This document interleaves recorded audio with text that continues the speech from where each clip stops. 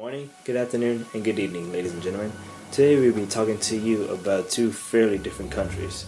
First, we'll lead it on to Mr. Pollock to talk to you on facts of Kuwait. Trey?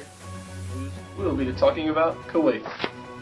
Hi, I'm Trey Pollock, and I'm here to bring your global economic informational news. Today we'll be discussing Kuwait and its comparison to the global economy. In today's terms, we compare the global economy on many things, unemployment being a huge factor, especially since it's in the USA news all the time. Kuwait, very fortunately, has only a 2.2% unemployment rate, which is very good for the economy. Everybody's working and being productive. Literacy rate is also very high and also helps the economy, being at 99%. Imagine that, just about everybody can read. Infant mortality rate, IMR, is also very low, being at only 8 out of every 1,000 child's birth die. This shows in their GDP being over $2 billion. GDP per capita in 2012 was estimated to be $43,000 and $800. This being a huge part in petroleum and oil industry. Kuwait's natural resources are petroleum, fish, shrimp, and natural gas. The industry and businesses show this in petroleum, NIC, and pipe and cement companies to produce these things. Agricultural is also not on very good hand because they don't have very arable land, and 75% water must be distilled or imported. The size of Kuwait's labor force is 2.243 million people, and the population is about 3 million. So you can see most people work, except for those that are young and aren't in the workforce, because unemployment rate is only 2.2%, which is very good. As you can see, Kuwait mostly is involved in oil industry and services, or account for most of their GDP, as you can see in this chart right here.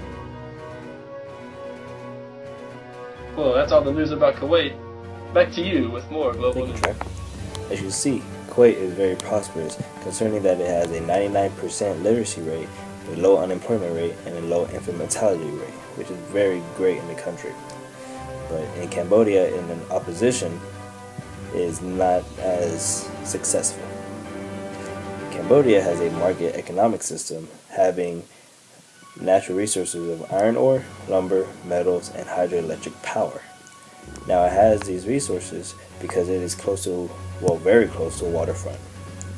The agriculture in such arable land of Cambodia is rice, rubber, and silk. These three help with the industry in Cambodia, having one of the most leading industries of silk, leading trade.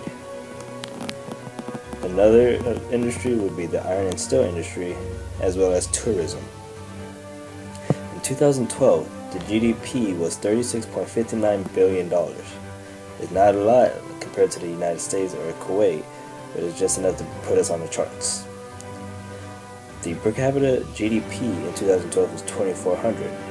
Once again, not a lot, but just enough. The population of Cambodia is 14,305,183 approximately. Out of these 14 million people, they're expected to live to be about 62, 63, and that's just because of the medical advances are slow, having such slow technological advances as well. Because of the slow medical advances, the infant mortality rate is 54 deaths out of 1,000. The literacy rate, on the other hand, is at 78%, which is a acceptable average number, but with Kuwait and the United States having a comparison, it's not that great. The unemployment rate in Cambodia is 3.5%. Well, the size of the labor force out of the 14 million people is 8.8 million. Well, 3.5% of the 8 million people is a lot of unemployed workers looking for a job, but just trying to live every day, having the little money or little food to feed them or their family. Well, this concludes us for tonight. Me and Mr. Pollock and I thank you very much for giving us your time. Thank you and have a great night.